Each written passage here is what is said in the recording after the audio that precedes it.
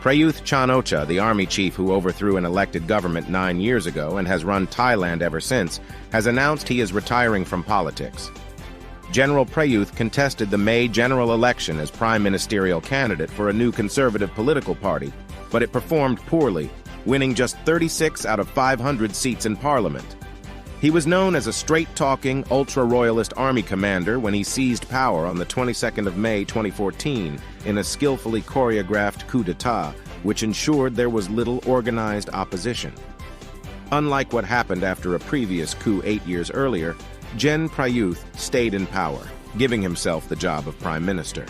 Despite promises that his tenure was only temporary, he has remained in the job ever since, and profoundly reshaped Thailand's power structures. His military government pushed through a new constitution in 2017, which ensured that the coup leaders would extend their influence, largely through a 250-seat Senate which he appointed, even after returning to democratic rule. Today, that Senate, made up largely of conservative royalist men like Gen Prayuth, still has the power to block the reformist coalition which won a clear majority in the recent election. Gen Prayuth was a gruff, sometimes irascible leader, unaccustomed at first to having his decisions questioned by journalists, who he once jokingly threatened to have executed. He deployed his fondness for singing after his coup by penning ballads promising to return happiness to the people, and was visibly frustrated when that failed to happen.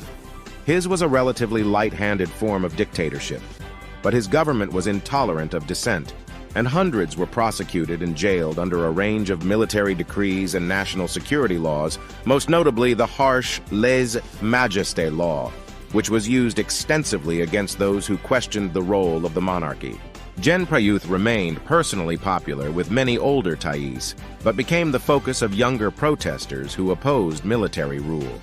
His inability to revive Thailand's slow-moving economy and the persistence of corruption in his administrations persuaded many Thais that he and his authoritarian style of leadership had to end, helping the youthful new Move Forward Party, with its promise to end military interference in politics, to a stunning first place in the last election.